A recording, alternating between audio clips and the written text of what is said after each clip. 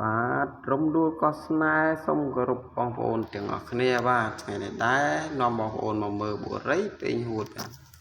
គឺស្រស់ស្អាតមែនទែនបងប្អូនខ្ញុំមកដល់ភ្លាមគឺមានទឹកជ្រោះហូរតែម្ដងបាទ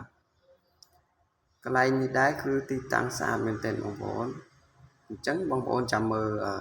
ទៅដល់ក្នុងហ្នឹងតើមានអីខ្លះណាបងប្អូនតាមដានមើលទាំងអស់គ្នាណាបងប្អូនប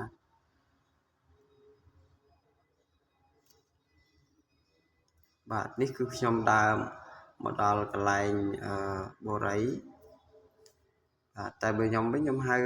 ជាភូមិគ្រឹះបងប្អូនបាទក៏ប៉ុន្តែគេហៅបូរីពេញហួតតែឈ្មោះហ្នឹងត្រូវហើយក៏ប៉ុន្តែផ្ទះធំធំនេះខ្ញុំ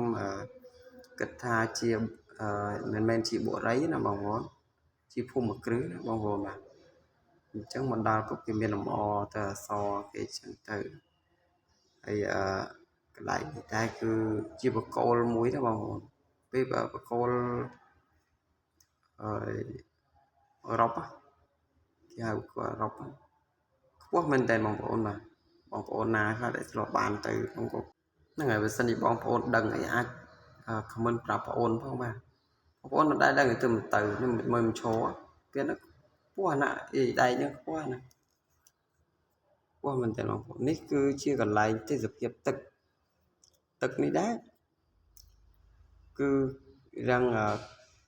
ខៀវល្អដែរបងប្អូនបាទកន្លែងនេះគឺទីហ៎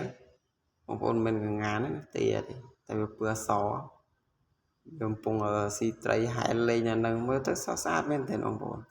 មានសម្រស់ហ្មងនេះគឺស្ពានឆ្លងទៅត្រើយម្ខាងទៀតអញ្ចឹងស្ពានហ្នឹងជាស្ពានលក្ខណៈស្ពានឈើទេណាបងប្អូនទៅសវាគៀនថ្មអញ្ចឹងបងប្អូនទៅមើលផ្នែកខាងមុខទៀតតើមានអីខ្លះអញ្ចឹងណាបងប្អូនអញ្ចឹងមកដល់កន្លែងនេះដែរគឺទីតាំងដែលទូកមិញហ្នឹងហើយមើលទឹកជាងខាងណាម្ដងគឺពណ៌ដូចគ្នាទេបងប្អូននេះជាស្ពានកន្លែងមិញហ្នឹងដែរក៏ប៉ុន្តែមិញហ្នឹងយើងមើលបានពីខាងក្រោមពាក់កណ្ដាលអីចឹងយើងមើលសាច់ពេញហ្នឹងវាធំណាស់បងប្អូនកន្លែងនេះវិញគឺស្ពានអឺរ៉ុបហ្នឹងដែរគឺស្ពានថ្មធំណាបងប្អូនគឺកន្លែងពួកខ្ញុំទៅថតលេងនៅហ្នឹងហើយតាមជុំវិញនឹងដែរគឺសិតតែផ្ទះប្រភេទអឺរ៉ុបទាំងអស់ហ្មងហើយសួនបងប្អូននេះសួនឈើជាសួនគេដាំឈើដាំអីនៅក្នុងទឹកគេកាត់ធ្វើជារូបជាអីចឹងទៅគឺលម្អណាស់បងប្អូនមើលចុះស្អាតណាស់